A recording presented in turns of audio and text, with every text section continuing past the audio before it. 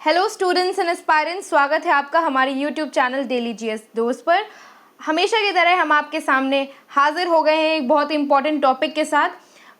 1 फरवरी 2021-2022 में हमारा financial budget आया था, जिसे हमारे फाइनेंस मिनिस्टर श्रीमती निर्मला सीतारमण जी ने पेश किया था।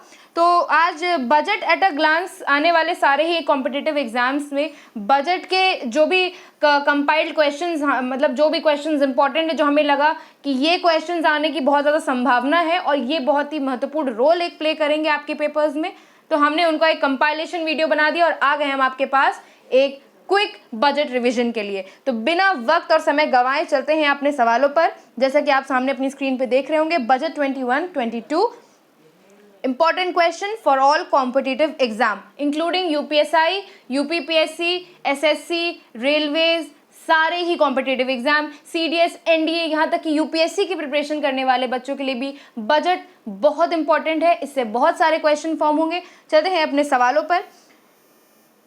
सबसे पहला सवाल हमारे पास सामने आ गया है, एस्टिमेटेड फिजिकल डेफिसिट फॉर 2021 या 2022।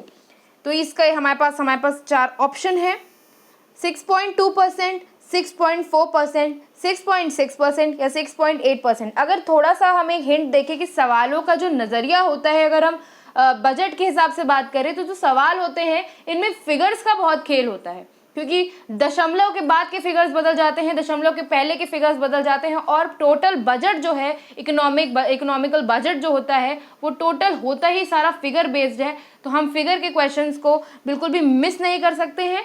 तो इस क्वेश्चन में भी जैसे आप देख रहे होंगे कि सारे 6 पॉइंट के ही जो है फिगर्स हैं, लेकिन बाद के दशमलव के जो डेसिमल के बाद के फिगर्स हैं उनको बदल दिया गया है। तो बिल्कुल भी गलती नहीं करनी है। इस सवाल का सही जवाब है कि जो एस्टिमेटेड, जो आंकड़ा लगाया गया था फिस्कल डेफिसिट का, वो है 6.8% ऑफ GDP। चलते हैं अपने अगले सवाल पे। क्वेश्चन नंबर 2 हमसे कह रहा है, how many pillars are given in budget 2021 and 2022। तो हमारे पास 4 ऑप्शन है, 2 पिलर्स, 4 पिलर्स, 6 पिलर्स या 8 पिलर्स। मेन पिलर्स से यहाँ पे ये मतलब समझ में आ रहा है कि पिलर्स मतलब वो बेसिक स्तंभ जिन बेसिक 6 पॉइंट्स पर सारे बजट जो है हमारा फाइनेंशियल ईयर का वो डिपेंड कर रहा है, कि इन्हीं 6 सेक्टर्स में हमें बहुत ज़्यादा एक्सेल करना है, बहुत ज़्यादा ध्यान देना है। तो इसमें से हमारे जिस तरह से मैंने जवाब भी दे दिया कि इसका सही जवाब है 6 ऑप्शन है, 6 पिलर्स हैं। मैं थोड़ा सा डिस्कस करूंगी आपसे कि ये 6 पिलर्स कौन से हैं। पहला जो पिलर है वो है हेल्थ एंड वेलबींग, हेल्थ के क्षेत्र का। दूसरा है physical and financial capital and infrastructure का है। तीसरा है inclusive department and development of aspirational India, जो स्किल इंडिया प्रोग्राम्स हैं और जो इंडिया के जो मेड इन इंडिया प्रोग्राम्स हैं उनको उनमें बढ़ोतरी के लिए। 7th पिलर है री इन्वोगरेटिंग ह्यूमन कैपिटल को बढ़ावा देने के लिए। 6th पिलर है इनोवेशन एंड R&D, और लास्ट पिलर है मिनिमम गवर्नमेंट मैक्सिमम गवर्नेंस। तो मिनिमम गवर्नमेंट मतलब कम, मतलब जो गवर्नमेंट है, जो पोस्ट रहेंगी, मंत्री जो रहेंगे वो कम रहेंगे, लेकिन उनका जो काम रहेगा वो बिल्कुल ही राष्ट्रीय स्तर पे बहुत अच्छे स्तर पे होगा, जिससे कि हर एक इंडिविजुअल को, हर एक समान इंसान को समान अधिकार मिले और समान फायदा मिले बजट का। तो चलते हैं, हमने 6 पिलर आपके साथ डिस्कस कर लिए, जिससे कि 6 पिलर्स पे भी अगर क्वेश्चन बने तो आपको कहीं पे भी दिक्कत ना हो। चलते हैं अपने अगले सवाल पे। तीसरा सवाल हमसे कह रहा है, according to the budget health expenditure has been increased by how many %। सवाल बिल्कुल एकदम साफ साफ समझ में आ रहा है कि पिछले साल के बजट के मुताबिक इस साल जो बजट आया था उसमें स्वास्थ्य के क्षेत्र में, चिकित्सा के क्षेत्र में कितने % वृद्धि की गई है इकोनॉमिकल बजट में। तो हमारे पास 4 ऑप्शन है, 127%, 137%, 147 या 157%, और इसका सही जवाब है 137% इंक्रीमेंट किया गया है। जो पहले जो फिगर्स थे, पहले बजट के जो फिगर्स थे उसमें 94,452 करोड़ का बजट था चिकित्सा के क्षेत्र में, लेकिन अब उसको बहुत ज़्यादा हद तक बढ़ाकर 2.23 लाख करोड़ तक कर दिया गया है। तो बहुत ही बड़ा एक उछाल है ये चिकित्सा के क्षेत्र में, जो बजट की तरफ से सहयोग रहेगा। चलते हैं अपने अगले सवाल पे। फोर्थ क्वेश्चन कह रहा है अर्बन स्वच्छ Bharat mission 2.0 will be launched for the term of. तो जो स्वच्छ भारत मिशन के जो एक पड़ाव पूरा हो चुका है, एक उसका पूरा टर्म पूरा हो चुका है, जितने वक्त के लिए वो लॉन्च हुआ था वो पूरा हो गया है, अब शुरू हो गया है स्वच्छ भारत मिशन 2.0। तो इसको लॉन्च किया गया है कितने टर्म्स के लिए? 4 ऑप्शन है हमारे पास, 4 साल, 5 साल, 6 साल या 3 साल, और इसका सही जवाब है 5 साल के लिए। ऑप्शन नंबर बी 5 ईयर्स के लिए इसको लॉन्च किया गया है 2021 से 2026, और इसके बजट का जो एक आउटले क्रिएट किया गया है, जो एक रफली एक एस्टिमेट क्रिएट किया गया है, वो है लगभग 1,41,678 करोड़ के आसपास का। चलते हैं, आप अगर चाहें तो ये मेंशन कर सकते हैं, ये जो मैं छोटे छोटे फिगर्स आपसे डिस्कस करूंगी, ये फिगर्स अगर आप चाहें तो आप हमारे वीडियो को पॉज करके देखते वक्त इनको मेंशन करके छोटे शॉर्ट नोट्स क्रिएट कर सकते हैं, जो कि आप पेपर से पहले एक क्विक ग्लांस, एक क्विक रिविजन के साथ कर सकते हैं, और वो आपको आगे बहुत हेल्पफुल बेनिफिशियल रहेगा आपको। चलते हैं अगले सवाल पे। क्वेश्चन नंबर 5 कह रहा है according to the budget Mitra scheme will be launched. तो ये मित्रा डिफाइन क्या करता है, इसका फुल फॉर्म क्या है? 4 ऑप्शंस है हमारे पास, micro investment textile park, medium investment textile park, mega investment textile park, या नन ऑफ दिस। और इसका सही जवाब है mega investment textile park, option number c. तो बेसिकली टेक्सटाइल सेक्टर क्या होता है? कपड़ों का एक सेक्टर होता है जिसमें कपड़ों को बनाया जाता है शुरू से ही, सारे इसमें स्पिनिंग मतलब बुनना और वीविंग, जो हमारा खादी प्रोग्राम भी है उसमें भी ये सब चीज़ें आती हैं। निटिंग होता है, गारमेंट को किस तरह से डिज़ाइन करना है, किस तरह के चीज़ें उसमें लगनी है, किस तरह के रॉ मटेरियल से वो बनना है, ये सारी चीज़ टेक्सटाइल सेक्टर में आती है। तो एक मित्रा स्कीम लॉन्च की गई है, मेगा इन्वेस्टमेंट टेक्सटाइल पार्क, और इसके अंदर बहुत ज़्यादा बजट का एक इकोनॉमिकल सेक्शन हमारे मित्र स्कीम्स को दिया गया है। चलते हैं अगले सवाल पे। Under Mitra scheme how many textile parks will be established. तो इसके अंदर कितने पार्क एस्टैब्लिश होने वाले हैं? ये बहुत ही अच्छा सवाल है। अभी जैसे मैंने बात करी कि टेक्सटाइल के सेक्टर को, कपड़े के सेक्टर को बढ़ाने के लिए पूरे पार्क क्रिएट हो रहे हैं। पार्क इन द सेंस कि जहाँ पे बिगनिंग से लेकर प्रोडक्ट के एकदम एंड स्टेज तक के लिए सारे ही जो प्रोसीजर्स होते हैं, जो स्टेप बाय स्टेप काम होता है टेक्सटाइल पे, कपड़े पे, वो सब कुछ उसी में होगा। तो कितने पार्क बनने हैं? इसका सही जवाब है 7 पार्क बनने हैं, ऑप्शन नंबर डी 7 पार्क बनने हैं, जो कि अगले 7 साल तक इस्टेब्लिश करने का एक मोटिव रखा गया है सामने। चलते हैं अपने अगले सवाल पे। क्वेश्चन नंबर 7 हमसे कह रहा है which plan has been prepared by Indian railways to create a future ready railway system. भविष्य के लिए जो अच्छे तरीके से प्रिपेयर्ड एक रेलवे सिस्टम क्रिएट होगा, तो उसके लिए कौन सा प्लान बनाया गया है? National mobility plan, national transport plan, national rail plan of India 2030 और नेशनल बुलेट ट्रेन प्लान। इसका सही जवाब है option number C, national rail plan for India 2030। तो बेसिकली ये जो हमारा नेशनल रेल प्लान है, ये हमारे रेलवे सिस्टम को फ्यूचर रेडी बनाएगा। चलते हैं अपने अगले सवाल पे। Economic survey 2020 to 2021 is presented by. बहुत ही आसान सा सवाल है, सरल सा सवाल है। मैंने शुरुआत में ही बता दिया कि जो फाइनेंस मिनिस्टर होते हैं देश के इस समय, जिन्होंने ये बजट फेब में इंट्रोड्यूस किया था, वो थी हमारी श्रीमती निर्मला सीतारमण जी। ये फाइनेंस मिनिस्टर थी, इन्होंने ही इंट्रोड्यूस किया था। तो इसका सही जवाब है फाइनेंस मिनिस्टर ही इकोनॉमिक सर्वे और बजट को पेश करता है। चलते हैं अपने अगले सवाल पे। अगला सवाल कह रहा है the national infrastructure pipeline was launched in which year। ये निप जो है, नेशनल इंफ्रास्ट्रक्चर पाइपलाइन, ये जो मिशन है, ये लॉन्च किया गया था किस साल में? हमारे पास 4 ऑप्शन है, 2018, 2019, 2020 और 2021। और इसका सही जवाब है 2019 में निप प्रोग्राम जो है, निप मिशन जो है, वो लॉन्च किया गया था। बेसिकली इसका मोटिव क्या था? तो नेशनल इंफ्रास्ट्रक्चर पाइपलाइन यानी कि जो वेरियस इंफ्रास्ट्रक्चर प्रोजेक्ट होते हैं कंट्री में, ये जो बिल्डिंग्स के और जो बड़े बड़े प्रोजेक्ट होते हैं इंफ्रास्ट्रक्चर और डेवलपमेंट के क्षेत्र में, तो उसमें बहुत ज़्यादा फंडिंग देना, उनको प्रोवाइड करना, जिससे कि वो एक अच्छे राष्ट्रीय लेवल पे स्टैब्लिश हो पाएँ। टोटल प्रोजेक्ट्स भी जो 2019 में जब ये शुरू हुआ था तब 6,835 प्रोजेक्ट्स थे, और अब जो प्रोजेक्ट्स बढ़ा के कर दिए गए हैं वो हो गए हैं 7,400। और इनको जो फंडिंग दी गई है वो भी 111 करोड़ रुपए अप्रॉक्सीमेटली, इतने रुपए की फंडिंग दी गई है। तो बहुत ही अच्छा एक इन्वेस्टमेंट किया गया है निप मिशन के लिए। चलते हैं अपने अगले सवाल पे। क्वेश्चन नंबर 10 कह रहा है FDI फॉरेन डायरेक्ट इन्वेस्टमेंट जो हुआ है इंश्योरेंस सेक्टर में, वो कितने प्रतिशत बढ़ा है? ऑप्शन है मेरे पास 100%, 88%, 74% या 72%, और इसका सही जवाब है 74%, सी ऑप्शन। चलते हैं अपने अगले सवाल पे। क्वेश्चन नंबर 11 कह रहा है operation green scheme has been enlarged to include how many perishable items. तो पहले बात कर लेते हैं ऑपरेशन ग्रीन स्कीम की। ऑपरेशन ग्रीन स्कीम क्या होती है? ग्रीन स्कीम बेसिकली ऐसे पेरिशेबल आइटम ऐसे ऐसे खाद्य पदार्थ की ऐसी चीज़ें जो जल्दी सड़ या गल जाती हैं या ख़राब हो जाती हैं, और अगर उनको सही से कोल्ड स्टोरेज में पहुंचाया ले जाया ना जाए या वहां रखा ठीक से ना जाए या उसका टेम्परेचर ना सही हो तो चीज़ें ख़राब हो जाती हैं और खाने लायक नहीं बच पाती हैं। तो इसी सब के लिए एक ग्रीन स्कीम करके ऑपरेशन शुरू किया गया था जिसमें पहले टमाटर, आलू इन सब को ऐड किया गया था, और अब उसमें कई सारे आइटम और बढ़ा दिए गए हैं। प्याज, आलू, टमाटर के बाद अब जो उसमें आइटम बढ़ गए हैं उसकी क्या संख्या है? ऑप्शन है हमारे पास 20, 22, 24 या 26, और इसका सही जवाब है 22 item. Option number B 22 items जो हैं अब पेरिशेबल आइटम की स्कीम में, ग्रीन स्कीम में पेरिशेबल आइटम के तर्ज पर जोड़े गए हैं। चलते हैं अपने अगले सवाल पे। क्वेश्चन नंबर 12 कह रहा है under national education policy how many new सैनिक स्कूल विल बी ओपन। एकदम साफ सा क्वेश्चन है, बहुत इंपॉर्टेंट क्वेश्चन है, और सीडीएस एनडीए के पेपर में इसके आने की बहुत ज़्यादा चांसेस हैं। तो चलते हैं, इसमें ऑप्शन हमारे पास दिए हैं 80, 90, 100 या 120। तो मोटिव जो एक एजुकेशन पॉलिसी के अंदर लाया गया है कि इतने न्यू सैनिक स्कूल लाए जाएंगे, खोले जाएंगे स्टूडेंट्स के लिए, तो वो है ऑप्शन नंबर सी 100 स्कूल खोले जाएंगे।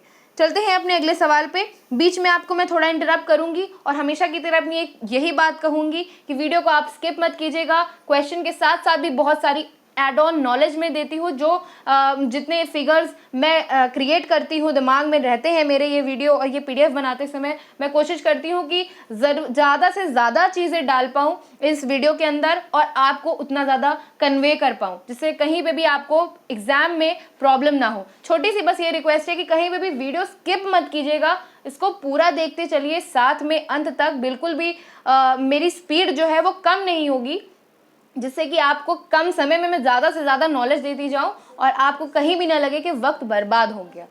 चलते हैं अगले सवाल पे। बस यही छोटी सी गुजारिश रहती है मेरी कि आप वीडियो स्किप ना करें और पूरा देखें। एक एक फिगर मैटर करता है। अगर आप यूपीएससी, सीडीएस और एनडीए और यूपीएसआई इन सारे इंपॉर्टेंट कॉम्पिटिटिव एग्जाम्स के एस्पायरेंट हैं तो आपको ये बात बिल्कुल अच्छे से मालूम होगी।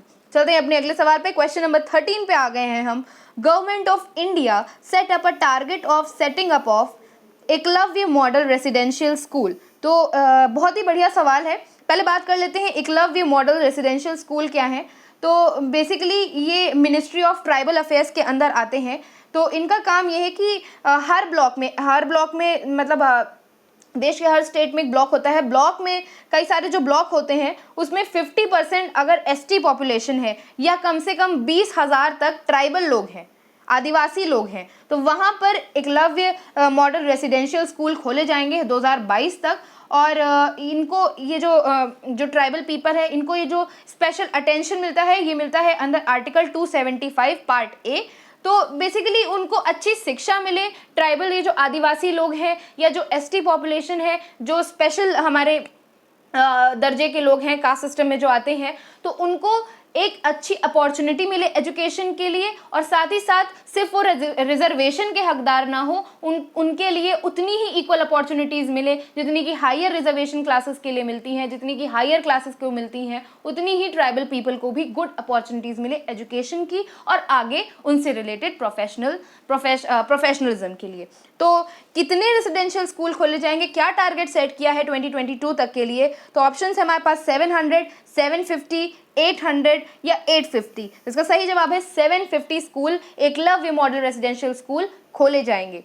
चलते हैं अपने अगले सवाल पे। क्वेश्चन नंबर 14 कह रहा है target of 100% electrification of broad gauge routes.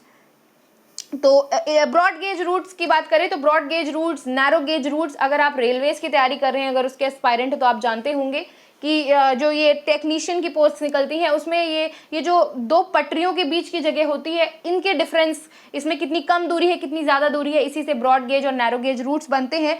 तो इस समय ब्रॉड गेज रूट्स की बात की गई है कि 100% इलेक्ट्रिफिकेशन हो जाएगा। जो ब्रॉड गेज रूट्स पे जो ट्रेन रन करेंगी वो 100% इलेक्ट्रीफाइड होंगी। तो ये जो टारगेट सेट किया गया है किस साल के लिए सेट किया गया है, तो ये 2022, 2023, 2024 या 25 के लिए सेट किया गया है। इसका सही जवाब है 2023, ऑप्शन नंबर बी। चलते हैं अगले सवाल पे, क्वेश्चन नंबर 15 पे।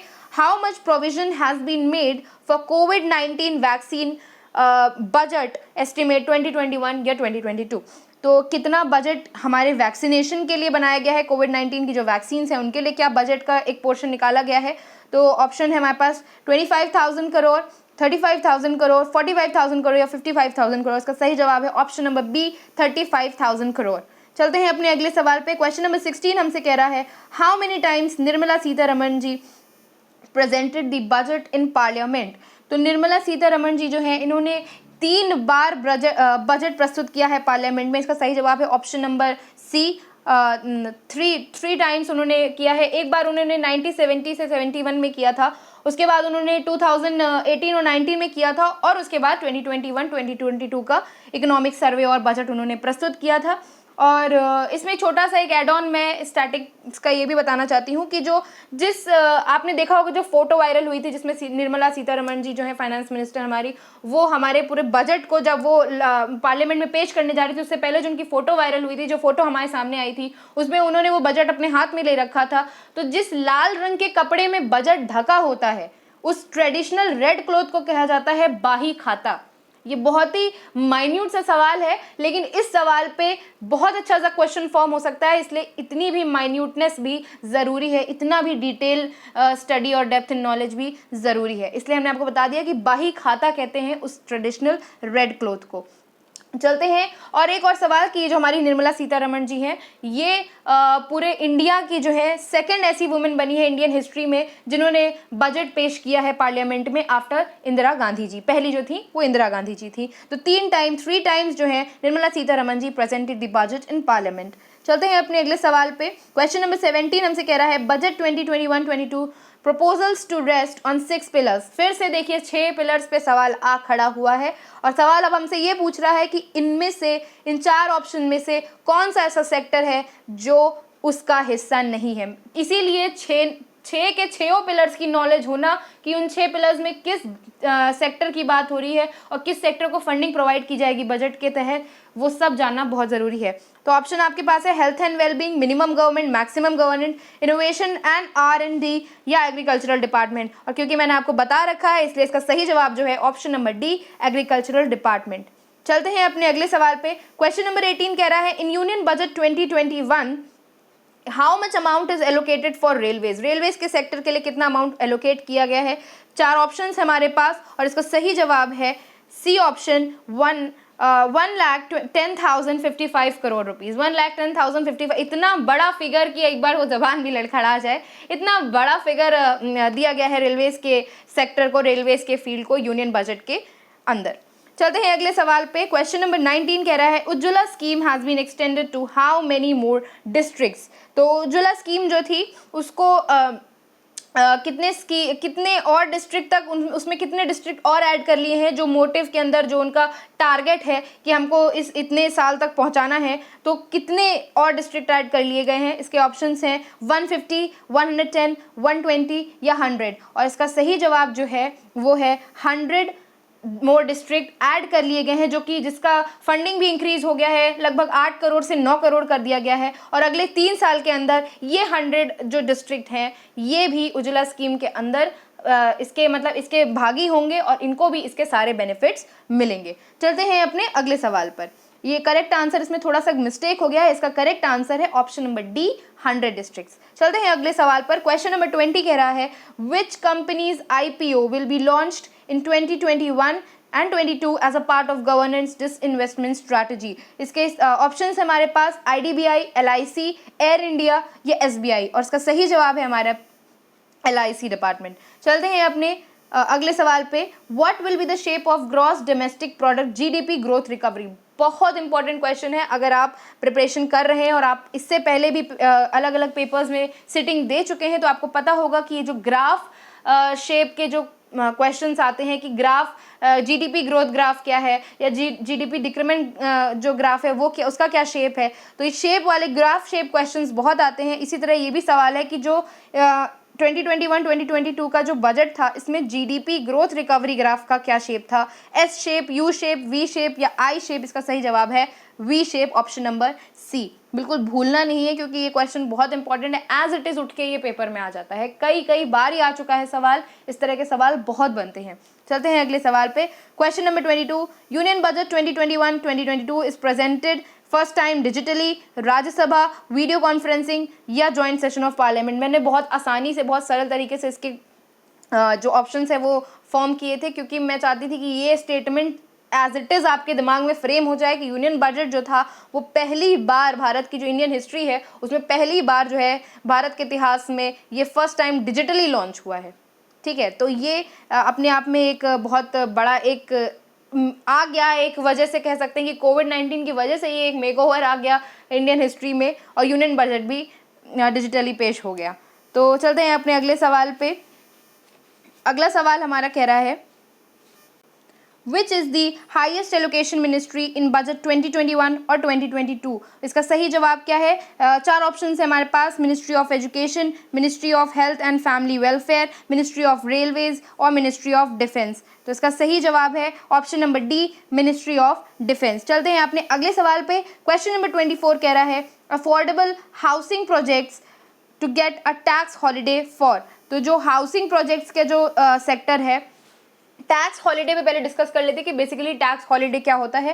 टैक्स हॉलीडे जो होता है, एक साल का टैक्स एग्जम्पशन किया गया है। जो लोग इसके अंदर आते हैं कि जिनको अफोर्डेबल हाउसिंग प्रोजेक्ट्स जो एलिजिबल है इस स्कीम के लिए, उनको एक साल का टैक्स हॉलीडे दिया गया है, एक साल का टैक्स एग्जम्पशन दिया गया है, एक साल लेट भी वो टैक्स भर सकते हैं। उन पूरे टैक्स की जो डेडलाइन है एक साल तक बढ़ा दी गई है, एक्सटेंड कर दी गई है 31 मार्च 2022 तक। तो ये जो है कितने साल के लिए दिया गया है? एक साल के लिए। मैंने आंसर बता दिया आपको फिर से। इसका सही जवाब है ऑप्शन नंबर सी, 1 ईयर। चलते हैं अगले सवाल पे। अगला सवाल हमसे कह रहा है 5 major fishing hubs to be developed in ports में 5 मेजर हब मतलब 5 मेजर फिशिंग हब्स डेवलप होने वाले हैं। कौन से पोर्ट्स हैं इनमें से जहाँ पे ऐसा होने वाला है? चेन्नई, मुंबई, कोलकाता, ये एक ए पॉइंट है, ए ऑप्शन है। विशाखापट्टनम, चेन्नई या पारादीप, ये हमारा बी ऑप्शन है। सी ऑप्शन है डीडीपी, कोचिन या टुटिकोरिन और डी है चेन्नई, कोची और पारादीप। और इसका सही जवाब है Chennai, Kochi, Paradip, option number D. चलते हैं अपने अगले सवाल पे। क्वेश्चन नंबर 26 कह रहा है विवाद से विश्वास स्कीम जो है वो किस लिए है? एनपीए के लिए है, नॉन परफॉर्मिंग एसेट्स के लिए है, या to settle capital dispute, to settle tax dispute, या नन ऑफ दीज। तो विवाद से विश्वास जो स्कीम लॉन्च की गई है ये एक टैक्स डिस्प्यूट सॉल्विंग, ये जो टैक्स पे जो ये जो हो जाता है सरकार और आम जनता के बीच में, या जो लोग भर नहीं पाते हैं उसमें जो कन्फ्यूजन क्रिएट होता है, जो डिस्प्यूट क्रिएट होता है, उसको सॉल्व करने के लिए ये स्कीम लॉन्च की गई है, विवाद से विश्वास तक। चलते हैं अगले सवाल पे। टू सेटल टैक्स डिस्प्यूट, इसका सही जवाब है। चलते हैं अगले सवाल पे। In budget session 2021-2022 government decided to set up how many regional national institute of virology. बहुत ही इंपॉर्टेंट सवाल। Those people who are planning to prepare and sit in exams of UPSI, CDS, UPSC, these papers aspirants, I tell you, this question is a must because virus COVID-19 has been so much in news, and virology is the sector, virology is that branch of science which deals with the study of viruses के ऊपर जो शोध होता है, उस पढ़ाई को, उस स्टडी को कहा जाता है वायरोलॉजी। सवाल ही ये है कि कितने रीजनल इंस्टीट्यूट, कितने राष्ट्रीय स्तर पे कितने इंस्टीट्यूट सेट होने वाले हैं वायरोलॉजी जो पढ़ाएंगे स्टूडेंट्स को और उनको उसमें पारंगत करेंगे।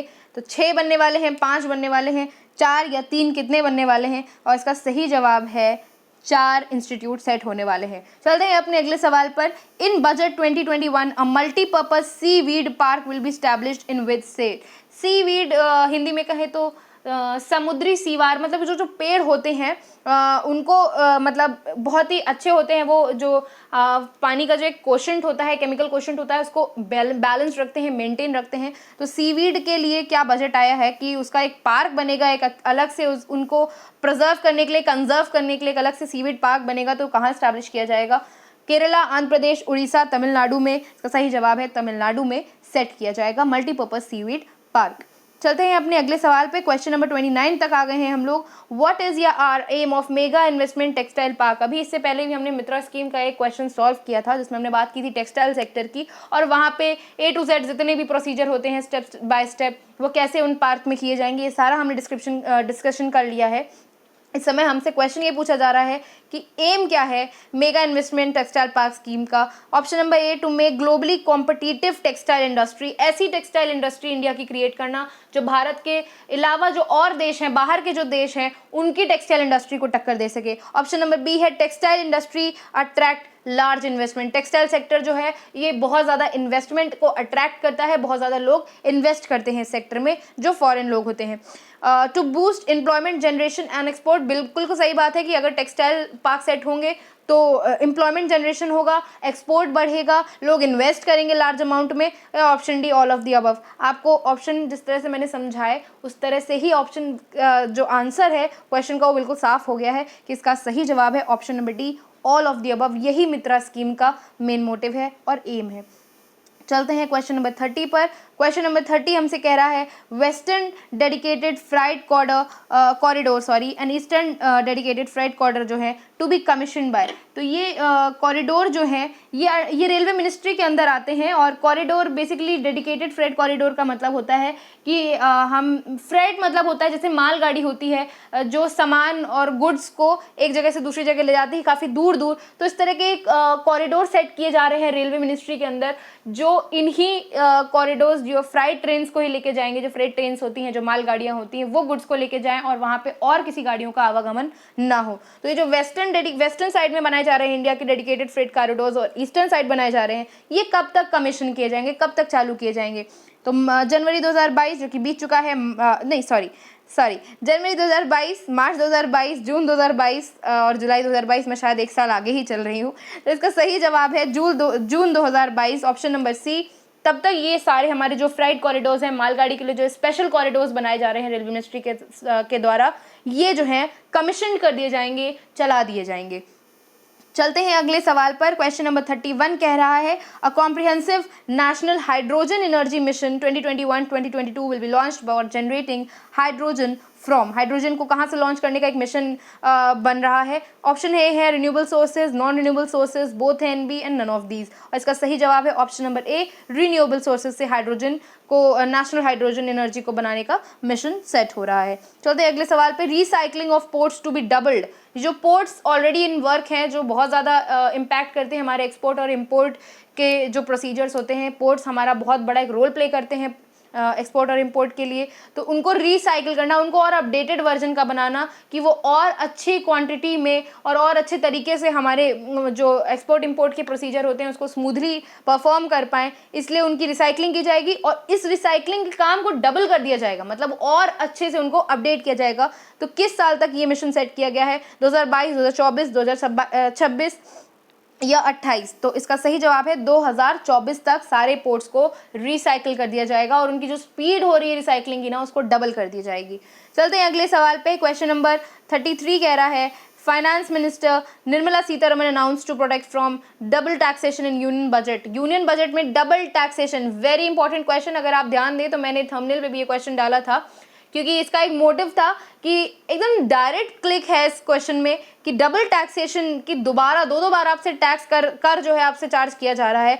तो ऐसे किस सेक्टर को उन्होंने डबल टैक्सेशन की स्कीम से हटा दिया है? कौन कौन इसमें आता है, इसके अंदर कौन कौन आता है? Option Indian citizen, foreigners, NRIs या all of above.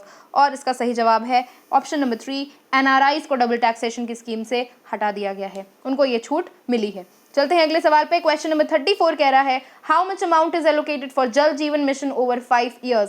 3.45 lakh crore, 1.98 lakh crore, 2.87 lakh crore या 3.179 लाख करोड़। और इसका सही जवाब है ऑप्शन नंबर 2, 1.98 लाख करोड़।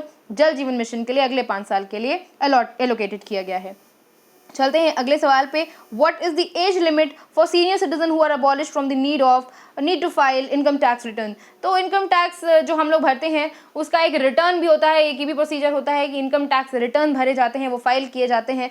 तो एक एज को एग्जेम्प्ट कर दिया गया है, एक एज से हटा दिया गया कि इतने एज के ऊपर अगर आप होंगे तो आप इनकम टैक्स रिटर्न फाइल नहीं कर पाएंगे। Above 65 years, above 70 years, above 60 years या अबव 75 ईयर्स। उसका सही जवाब है अबव 75 ईयर्स, ऑप्शन नंबर 4। चलते हैं अगले सवाल पे। IMF international monetary fund